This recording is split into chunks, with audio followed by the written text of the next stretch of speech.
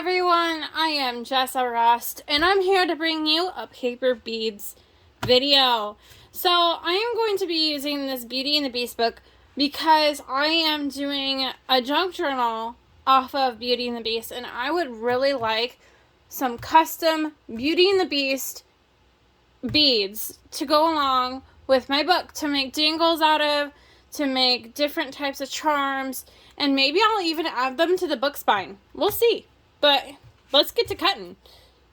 So first off, I'm going to take this book apart.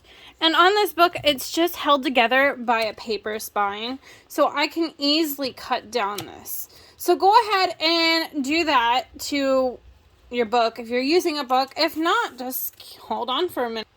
So after you have your paper all figured out and whatever size you want it to be, you're going to want to make sure there's no glue, no strings, nothing attached that's going to impede you from rolling these beads.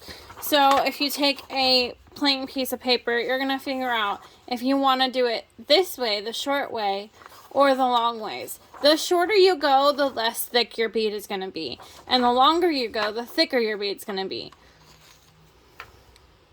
I'm going to go the long way on these beads.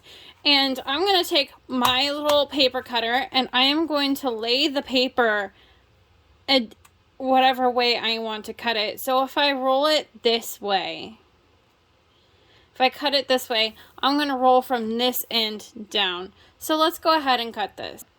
Now, there is many different tools that you could use. You could use a split piece of paper or piece of wood, or you could use a toothpick, or you could use one of these fancy rolling paper dowels.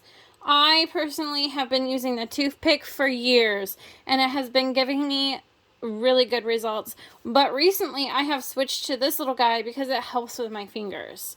So for today, we're going to use a dowel, which is our toothpick. So with this, you're going to want to pinch the paper around the toothpick and roll it into it. Sometimes it comes off, sometimes it doesn't. And then you just keep pushing it in there until the paper starts to grip. Sometimes you have to help it along. And then you roll it into a nice little bead. You put a little bit of glue on the end and you're done. You have one nice perfect little bead. Now, later you want to go through and coat these in Mod Podge or a sealant. That way your bead, if it gets wet, it doesn't unravel on you. And it stays nice for a longer time. And it turns out that if you do that, you can do it matte or you can do it clear. Or not clear.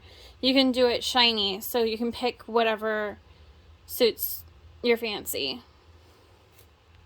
Now, you could cut these even smaller. So you don't like this size. This is not the size that you want. You can even cut a little smaller. So since we cut from this side, we're going to start down here now because the paper is uneven. So we're going to go back through and we're going to make this a nice small bead. So we're going to take less off the top and less at the bottom to where it's almost non-existent. Perfect. It's a nice little bead. And then we're going to take our wooden dowel, our toothpick, and we're going to do the same process. We're going to hold the paper over the toothpick and roll it around and pinch. And make sure you get a really good, nice, tight pinch.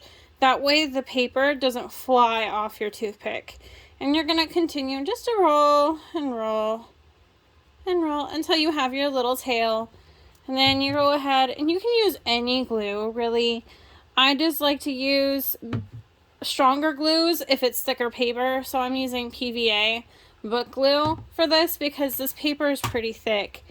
And Elmer's glue, washable glue, works great, especially since you have to Mod Podge them later.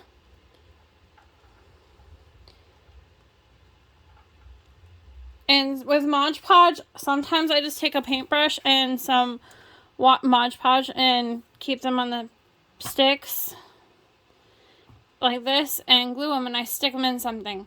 But lately what I've been finding is that they don't get glued as well. So what I've been doing is I've been taking some fishing line and I've been putting them on fishing line with 2 paper clips at the end, dipping them in a pool of water mixed with Mod Podge, and then lining them up on a box.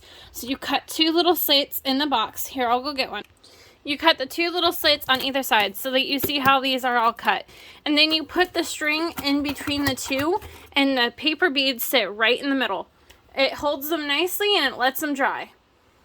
Now the beads may take a long time to dry because of the amount of glue that you are putting on them when you are dipping them. Now, and with the paintbrush, it doesn't take as long. But I do recommend dipping because it gets the insides of the bead better and it makes them more waterproof and secure. Thank you everyone for listening. Alright. I guess that's my end of my video. Bye!